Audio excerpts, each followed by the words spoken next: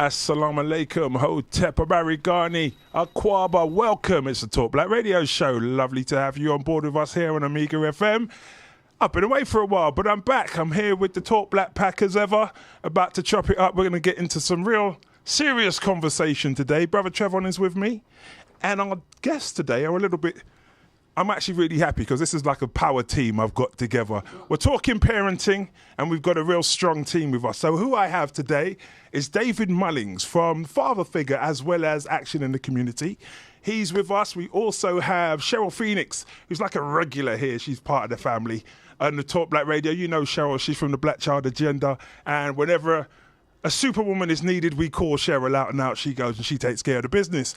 And I have a pioneer. Well, a pioneer for us, Car. I'm relatively young, but a man who's been doing it for many decades, and he's a big brother to us.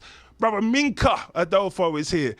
I can't even tell you how many different things this man is a part of. So I'm just going to tell his big brother Minka is with us. And as we go through, you will see just how many of the things that brother works with. But one of the main things I know brother for, and you may know, is the work he does in justice, where people have been killed in police custody or whatever. Brother Minka's on the front lines with Sister Marcia Rigg, as well as anything else. But if we're in trouble, again, this is a big brother that we always see on the front line. So, welcome all to Talk Black Radio. How's everybody doing?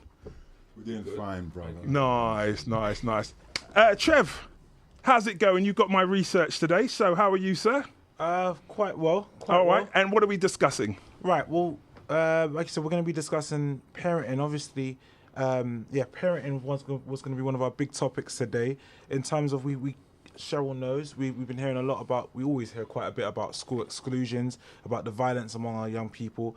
But we wanted to have a look at the role that parenting plays in this, because I mean we've talked quite a bit in terms of institutional racism, the schools to prison pipeline, very real things. But then what is it that we can actually do as parents of the community to actually make a difference there? So we're going to talk about that. We're going to be talking about the return of slavery in Africa, in Libya. So that's really been really big news over the last week or so. So we wanted to talk about that, and then also Zimbabwe. I was kind of hoping we was going to do some Zimbabwe today, because I don't know if we've had the real black talk Zimbabwe. I've heard, the BBC have said their piece, but I think it's at a point we have to have a Talk Black Zimbabwe Well, this show. is it, and just in terms of where it's going, and then we have a couple more things to discuss in terms of the new crossfire, and then also Brother Minka's son's case. All right, well, let's start with the parenting then, because I think, like, for me, and, I've also worked in terms of, actually, that's not true. I started working in school exclusions, but then I couldn't do it for much longer. So hence I brought professionals who still do that job. But I struggled. I got to tell you, I struggled with it, because every time I go to the school, I'm like, why are we here? I just couldn't get past that. And I know, like, we was all, because actually us three were on Dr. Adebayo's show a couple of weeks ago talking about it. And I know that there's a reality with many of our people have not necessarily unplugged from the matrix and still have their children in the state school or still need that help. But it just used to boggle my mind, like, when I would see what was happening. And then also, I felt this is my claim to fame. I went to one, and I'm speaking to the teachers, pretty much like you lot do, because I've seen you two in action. So you're trying to give it the professional thing. And the sister I was representing burst into tears and said, "Oh God, please take him back." And that was my last one. I gave up. I'm sorry. I'm like, no, I don't do that. That's not me. So I gave it up. So I want to ask you two, in terms of parenting, what is it we're supposed to do as parents that would help your job be much easier in terms of when you have to go and defend injustice? And what is it you want to see from parents that you think would make a change in our present situation? David, I'm going to start with you. Because I was going to push it to ladies first, only because my parenting doesn't necessarily always bring me into the realm of defending. It's more of a supportive role, and often reluctantly I get involved when the proverbial crap has already hit the fan. Yes. To speak. So because a lot of my work is on a referral based. Yeah. So a lot of the families that I'm working with are either involved with social care or on the cusp of being involved, or coming out of being involved with social care. But I mean, I'm happy to speak nevertheless, unless. No, go on. Okay, so polite. So polite. I mean, I'm of the opinion that all parents, without exception, need to address their parenting. And I genuinely mean that all parents, not even excusing myself Yeah, from that, I get that comment. I think that parenting is a massive thing. Like you often do hear people say that you can't blame the parents, and I can't shy far away from that comment. I actually do think that if we take the pie and we talk about school to prison pipeline, the white supremacist system that we are living in, yes, we still have to look at the fact that, you know, our children are a reflection of their environments. And I feel like parenting is 60-70%, maybe 70 and up percent of what we are looking at in terms of so when you said address it, are you saying like, just because I'm a parent, yes, and I find, like we were talking on homeschooling, I find I'm always having to reevaluate today what took place last week. Yeah. Now, I'm not boasting, but I feel so I'm a pretty good parent. Yes. But I also have to, all the time, always be looking for what I might have done wrong. and that's key. Yeah, So because that's I what think the claim to being a good parent is that you keep going over. And that's one of the things I say. If you're in a position of reflection, then you're in a good place. Yes. But here's the danger, and we hear it and we've said it. You see, when we say "in my day," yes, or "my mum," or Yes. "my dad," yes, here's the danger. Your mum might have done some great things, your dad might have done some great things, and in your day, some great things might happen. Number one, it's not your day. Our day's Go on, totally that's different. We finished. didn't deal with, if we just take one section of looking at things, let's just look at social media. None of us had social media. yes, None of us had a mobile phone. Yes. So your day is irrelevant. You can't bring something from your day that talks to social media. Yes. And dealing with mobile phones. Yes. So that's just one example. So then let's talk to the other one, which is my mum used to. Yeah. My dad used to. Yeah. When you say that, if you say that, you run the risk of saying that everything your mother and your father, or vice versa, did was correct, and everything they did wasn't correct. They might have got a lot of things right, but there will be things that they might have got wrong. Equally, so what's the danger of that? Like, I hear that all the time. So the danger is that you just replicate what was done. Okay. Where there has been things. So for me, parenting it's like this. There are things you must keep. There are things you must keep. There are things you must modify, and there are things you must get rid of. Go on. And we have to decipher what those things are. I'm gonna hold you there. Cheryl, what would you like to see from parents? David wants us to look at ourselves and reevaluate. What do you think? I agree with what he said, and I'll even go a step further from what he said at the beginning, which is also the fact that we live in a institutionally racist system. I don't like the supreme word, because I don't think that anyone is supreme than our community. And if we know this, we've been saying this for hundreds of years, that these people don't like us, etc., etc. We still have our children spending more time with them than we do with ourselves. I do believe that with your children from a very young age, certain things need to be put in place, because the problems that you see a lot of teenagers displaying is because it wasn't corrected when they were 5 and 6 years old. So they're just going to continue what they know because they know no better. So in one sense, I say you can't necessarily always blame the child, even though they do know right from wrong. But then some of the parents I come across, I rack my brain and think, how and why, and they also a lot of the time leave things to the last minute. It's like everything waits until I've had people call me when their son's in jail. Their son's been in jail on remand for a certain amount of time, and you're phoning me to say, oh, and literally the phone went, hello, my son's in jail, what can you do to help me? Wow. That was how this call was started. And I was like, well, excuse me, and you know, he's in for murder, and I can't do anything to help you. You know, I can't physically, I can give you the number of a good lawyer, but how did it get to that place? And as Brother David has said already, you have to evaluate your parenting for the modern day. Our children are in an age of so much information. There's information from the schools, there's information on TV, there's information on mobile phones, there's information from their friends. You know, the over-sexualization of our children from as young as 7, 8 and 9 years old. And it's almost impossible to Keep that at bay my now. gosh. That genie has been let out of well and look, truly well, out if the you've bottle. got 2-year-olds being taught about LGBT subjects, you've got 2-year-olds with cross-dressing men in the school in wigs and lipsticks and all kinds, teaching nursery-age children about the LGBT lifestyle. So I've got to ask, if that's the school that your child goes to, Oh, yeah. is that not just you? Well, the thing is, it's not just the school. It is all schools, faith schools included, because a lot of people put their children in faith schools hoping and believing that they will navigate this issue that they may have, whether it's your religious belief or whatever belief that you may have. Now, the issue is that regardless of the school that your child attends, they will be learning about all of those Bill and Ben in the boat, Sally and Becky, and the whole 9 yards. This is just standard school procedure now. You can actually remove your children from those classes, but that's once it's not down to biology. If it's the biological aspect of the bodily functions, then that's one thing.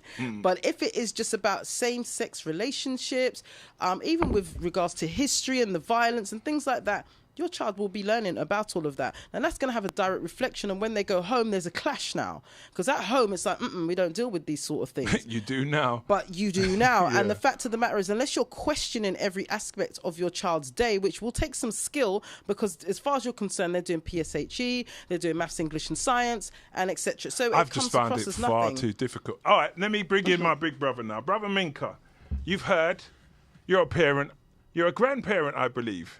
Absolutely. All right, I too have joined that illustrious club in recent days. Brother, what do you think? What should parents be doing? Is it the parents to blame? And what kind of support do parents need in order to do better by our young people? Yeah. Well, yes, as you've pointed out, yes, I've been a grandparent for a little while now. And I have to say, after raising 7 children, I thought I was looking forward to a rest. But apparently it doesn't go like that. It doesn't go like that, bro. So, so I'm at that stage in which if I'm a bit tired, it's probably as a result of... Sorry, brother, I'm just going to put That's- this lovely that's- piece of branding here. It's important to sell the show. Do log on. That's fine. Not only am I aware of what it's like to be a parent, but also a grandparent. And I think that experience does matter. For the listeners out there that may not be aware of myself, I mean, I've been engaged within our people's struggles coming on to 40 years now. Yeah. And I think it's important to say that because, within those 40 years, we've gone through a lot as a community.